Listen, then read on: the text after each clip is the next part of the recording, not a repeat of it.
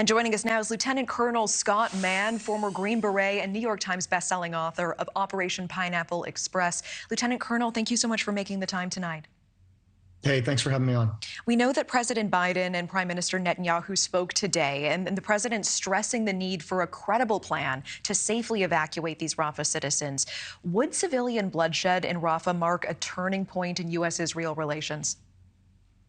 Well, I would certainly hope not. I mean, it sounds to me like what Netanyahu has really asked for is a plan. He's asked for a plan from his strategists on how to best evacuate the city and then how to go after Hamas. So, as the closest ally to Israel, I would hope that we give them time to formulate that plan. But even bloodshed under the circumstances of the worst amount of genocide since, World War II against the Israeli people, I just can't imagine that would cause us to bail on them. It doesn't make any sense. With your background, I want to talk about this plan. Do you think it's feasible to evacuate more than 1 million civilians ahead of this ground offensive? What does that actually look like? Well, look, I think Netanyahu was pretty straightforward about that. I mean, really, in that they have made efforts so far. Every major offensive they've done, they have made efforts to signal at least in enough advance to give non-combatants the chance to get out of the way. Now, where are the calls for Hamas to actually let these people flee? We know that there have been reports of them preventing non-combatants from actually leaving the areas, using them as human shields. And just today, or in the last 48 hours, they've uncovered a massive data center for Hamas under a UN headquarters. So I think there's a lot of questions for the UN, a lot of questions for Hamas on them playing a responsible role to allow non-combatants to get out of the way. And I think Israel going after these terror forces and the remnants of them, based on what happened on October 7th, completely justified.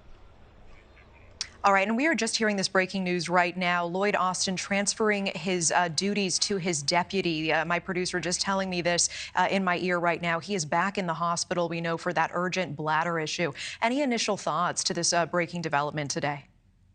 I mean, just prayers for Secretary Austin and his family that everything goes okay with them, and I'm glad to see that authority was transferred this time around. I think that's really important. I mean, for the confidence of the American people, for veterans like myself, we want to see that kind of thing is being done. And the last thing I'd like to say, if I could, real quick about the hostages, is if on 9/11 Al Qaeda had taken 250 hostages from New York City and taken them back to Afghanistan, Pakistan, what would have been our standards, and how much would we have listened to other countries telling us not to go get those folks? I don't think it's any different for Israel. Yeah, I absolutely hear that perspective. I appreciate it. I do want to ask about the logistics of moving more than 1 million people out of Rafah when this is the safe area that so many people have fled to. It seems like the main plan that is emerging so far from the IDF and from the officials that Netanyahu is tasking with this plan is to move people to the north.